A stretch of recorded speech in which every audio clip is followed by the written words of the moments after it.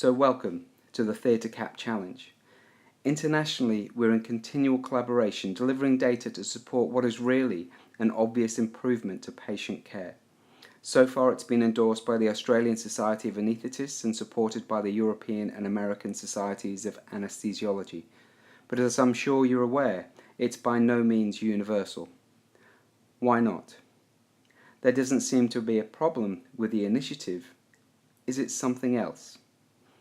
Are we, those who've been in healthcare the longest, actually the problem?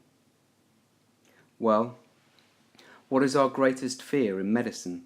Hurting people, not being good enough, and when we make a minor change for the better, we might have to accept that we've been hurting people, even killing people for years.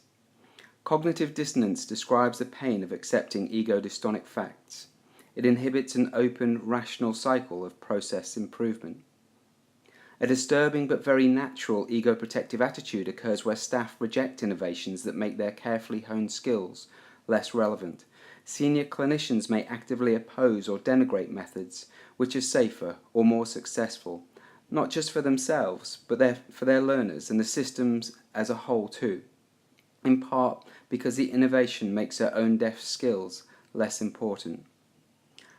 Healthcare management utilizes top-down hierarchical structures. These structures are extremely efficient when used in simple environments. They harness loyalty and professionalism and maintain conformity and accountability.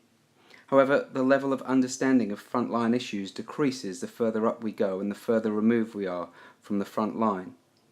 Yet from the front line it appears that much of the work produced from above focuses on people-focused interventions, writing policies and guidelines, telling frontline staff how to do their jobs properly.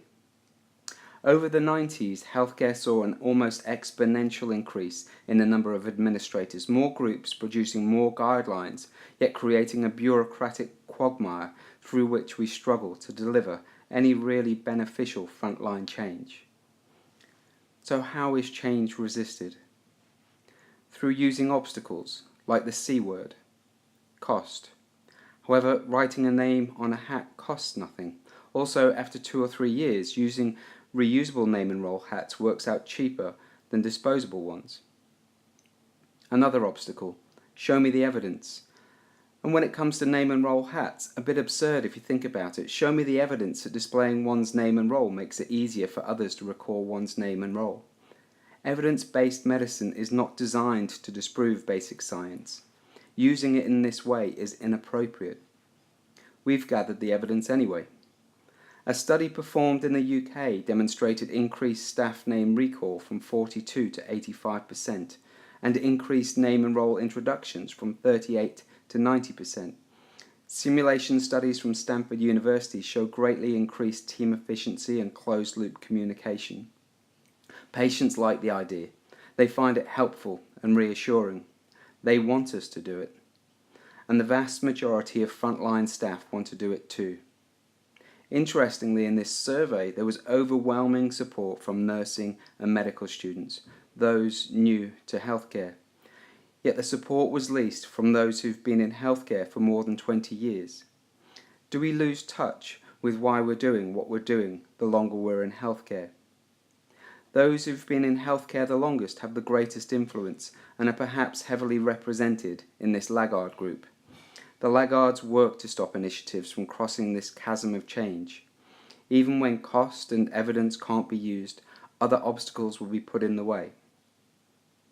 Infection control. Perhaps the easiest way for staff to display their name and role in theatre is on reusable hats.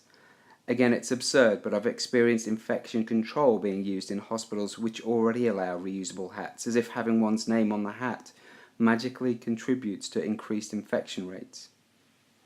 All available evidence to date, and there is lots, demonstrates no difference in surgical site infection rate when comparing disposable versus reusable hats. In fact, disposable bouffant hats may represent a greater infection risk because of the pore size in the material. If you're concerned those in charge don't acknowledge the infection control data yet and don't want to upset them, you could always do this. Given cost, evidence and infection control don't stand up, What other obstacles have been put in the way? Within Australia, Acorn standards are often quoted. We've collaborated with Acorn, who point out they don't prohibit reusable hats but reference Australian standards for laundering. So we found the references. They don't relate to theatre hats, in fact they specifically indicate that headwear is excluded. Given the Acorn standards have negative impact, it's wise for us to challenge them. So what sort of negative impact is there? A 20-theatre hospital using disposable hats will discard over 100,000 hats every year. These hats are made from viscose, a substance whose production is particularly harmful to the environment. Also, there's the financial cost of disposing so many hats. And in inhibiting perhaps the easiest and best way for theatre staff to display their names, patients are left at unnecessary risk.